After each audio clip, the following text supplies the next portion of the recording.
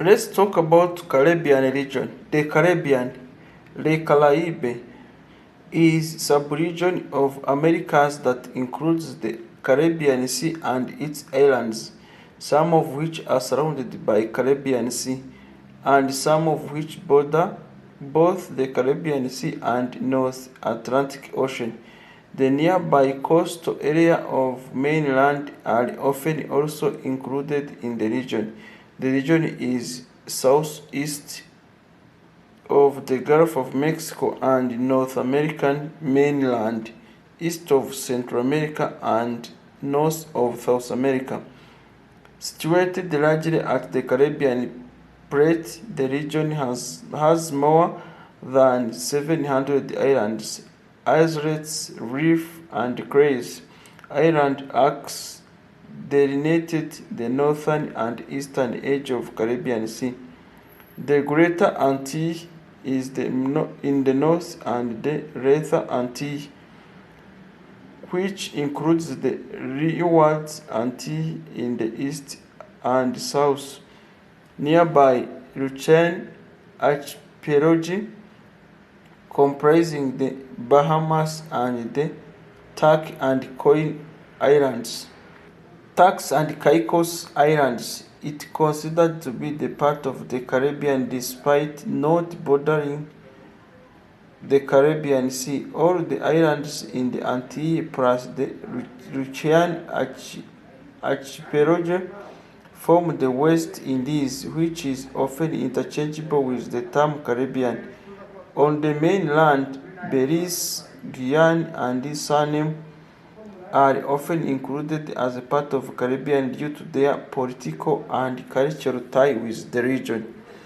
Geopolitically, the islands of Caribbean are often regarded as sub-region of North America, though sometimes they are included in Middle America or left as sub-region of their own, and are organized into 33 political entities, including 13 sovereign states, 12 independent and 1 disputed territory, and 7 other overseas territories.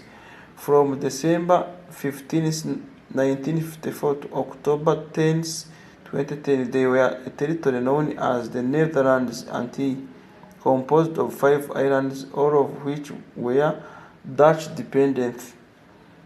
From January 3, 1958 to May 31, 1962, there was also a short-lived political union called the West Indies Federation, composed of 10 English-speaking Caribbean territories, all of which were then British dependents.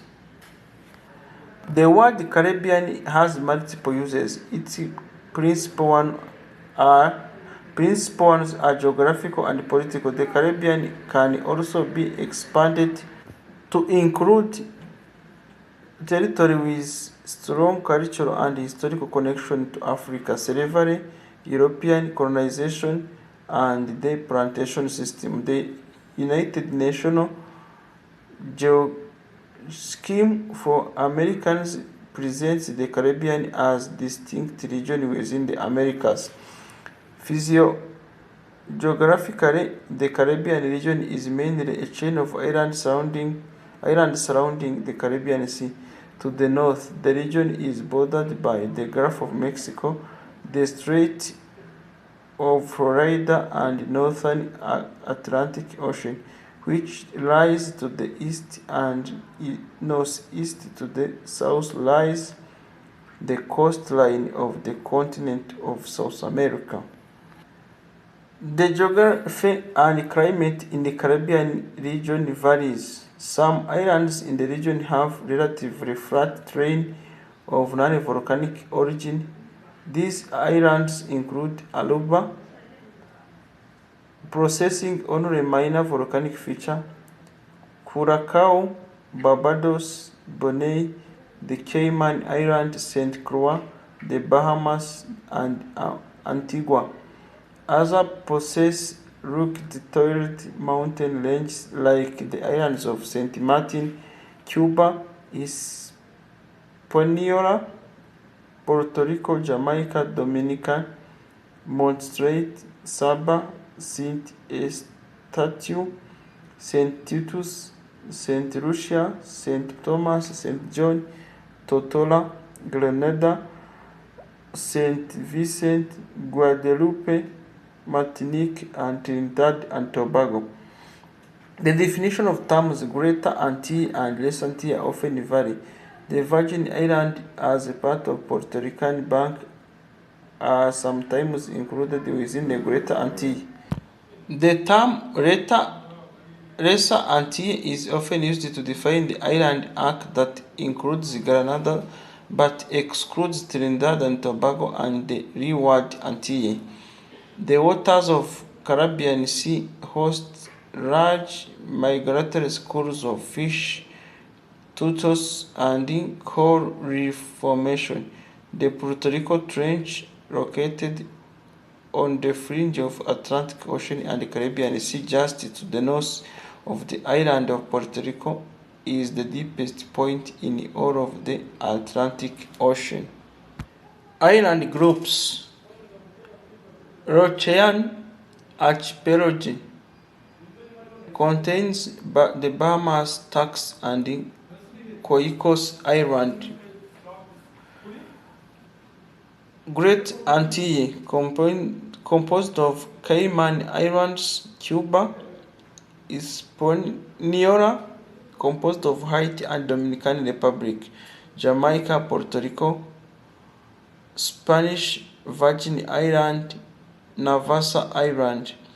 Lesser Antilles, composed of Leeward Islands like United States Virgin Islands, St. Croix, St. Thomas, St. John Water Island.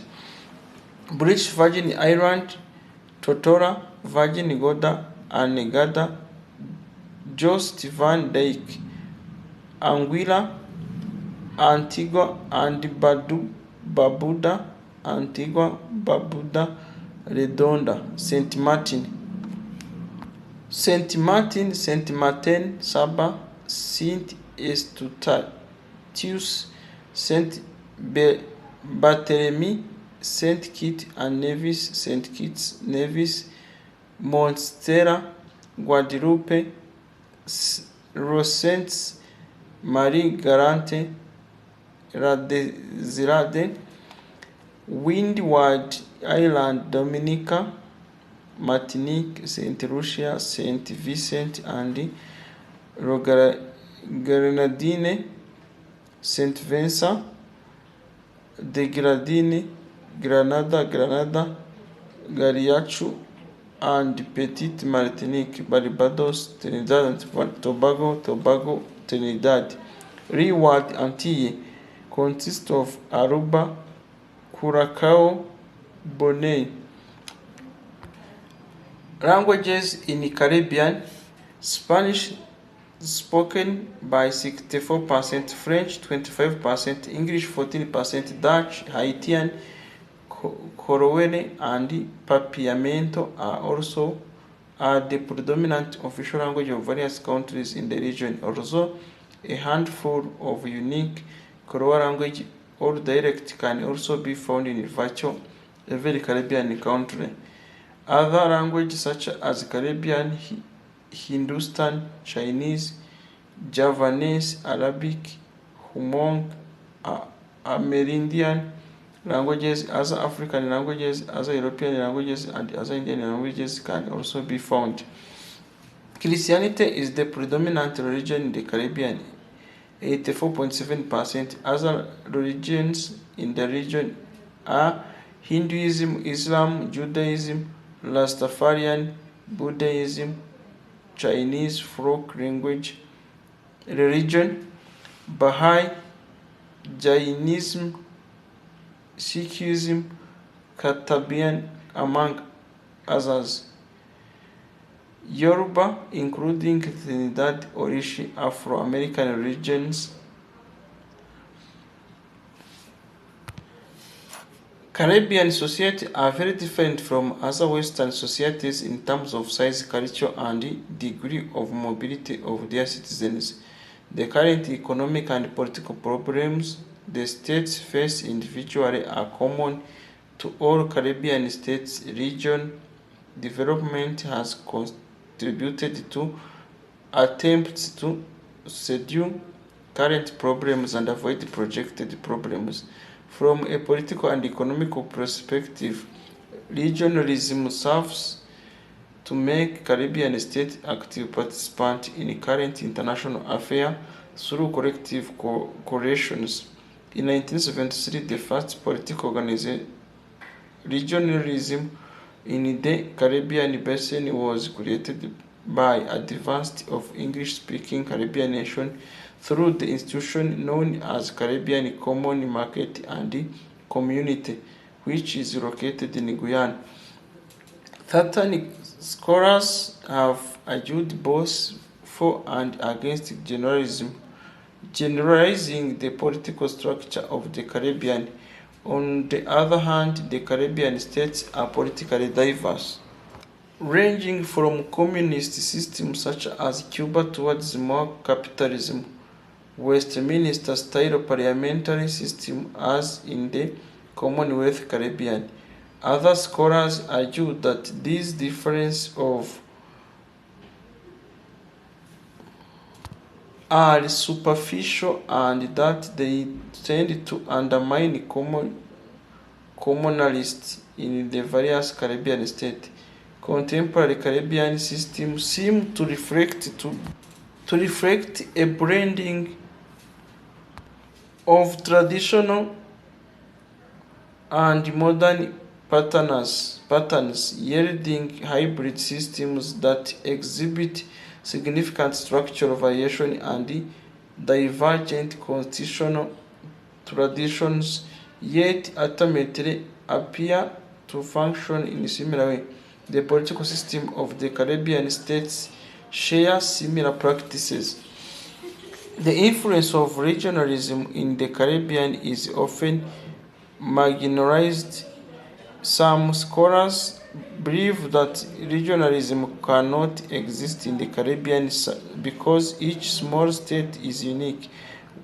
On the other hand, scholars also suggest that there are commonalities among the Caribbean nations that suggest regionalism exists. Proximity as well as historical ties among the Caribbean nations has led to cooperation as well as a desire for collective action. These attempts at regionalism reflect the nation's desire to compete in the international economic system. Furthermore, a lack of interest from other major states promotes regionalism in the region. In recent years, the Caribbean has suffered from a lack of U.S. interest. With the end of the Cold War's U.S. security and economic interests have been focused on other areas. As a result, there have been a significant reduction in U.S. aid and investment to the Caribbean. The lack of international support from this more relative poor state helped regionalism prosper. Following Cold War, another issue of importance in the Caribbean has been the reduced economic growth of some Caribbean states due to the United States and European Union allegations of specific treatment towards the region by each other. The United States under President Bill Clinton launched a challenge in the World Trade Organization against the European Union over Europe's preferential program known as the Lome Convention, which allowed banana exports from the former colony of the group of African, Caribbean, and Pacific states to enter Europe cheaply. The World Trade Organization sided in the United States' favor and beneficial elements of the convention to African, Caribbean, and Pacific states has been partially dismantled and replaced by the Cotonou Agreement. During the U.S.-European dispute, the United States imposed a large tariff a large tariff of European Union goods upon to 100% to pressure Europe to change the agreement with the Caribbean nation in favor of the Cotonou Agreement. Farmers in the Caribbean have complained of falling profits and rising costs at the Rome Convention weaknesses. Some farmers have faced increased pressure to turn towards the cultivation of illegal drugs, which has a higher profit margin, and filled the sizable demand for these illegal drugs in the North America and Europe. Many Caribbean nations have sought to deepen ties with the continent of Africa. The African Union bloc has referred to the Caribbean as potential sixth region of African Union. Some Caribbean states have already moved to join African institutions, including Barbados, Grenada, Guyana, and Bahamas, which have all become members of African Export-Import Bank and the Caribbean Development Bank, signing a cooperation strategic partnership agreement with the African Development Bank. As present, Antigua and Barbuda, Barbados, Jamaica, Guyana, and Suriname are at various stages of establishing direct air flights to Africa to boost personal link and boost trade between both regions. The first Interregion Africa-Caribbean Community Summit took place in September 2021. Caribbean nations have also started to more closely cooperate in the Caribbean Financial Action Task Force and other instruments to add oversight of the offshore industry, one of the most important associations that deal with regionalism amongst the nations of the Caribbean Basin has been the Association of Caribbean States. Proposed by CARICOM in 1992, the ASA soon won the support of the other countries of the region. It was founded in July 1994. The ACS maintains regionalism within the Caribbean on issues unique to Caribbean Basin, though coalition building like the ACS and CARICOM regionalism have become the undeniable part of political and economic of Caribbean. The successes of the regional building initiative are still debated by scholars, yet regionalism remains prevalent throughout the Caribbean. The president of Venezuela, Hugo Chavez, launched an economic group called the Bolivian Alliance for the Americas, which several Eastern Caribbean islands joined. In 2012, the nation of Haiti, with 9 million people, became the largest CARICOM nation that sought to join the Union. Let's end with countries and territories in the Caribbean region. Anguilla, Antigua and Barbuda, Aruba, the Bahamas, Barbados, Bonaire, British Virgin Islands, Cayman Islands, Cuba, Curacao, Dominican Republic, Federal Independence of Venezuela, Grenada, Guadeloupe, Haiti, Jamaica, Martinique, Montserrat,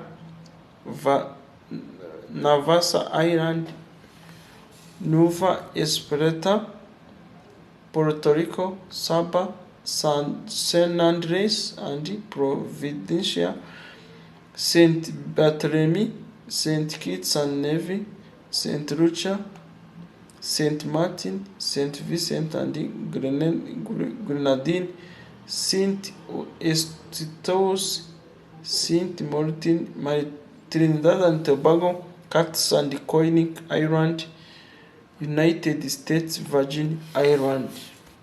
With an estimated area of 239,681 square kilometers, and a population of about 44,182,000 with population density of 151.5 per square kilometer. Their time zone is UTC-5 to UTC-4. The languages spoken include English, Spanish, French, Dutch, French Croats, English Croats, Dutch Croats, Spanish Croats, Papiamento, Caribbean, Hindustan, Chinese, among others. Thank you very much for being with us. Let's continue moving around the world. See you in other upcoming videos. Bye.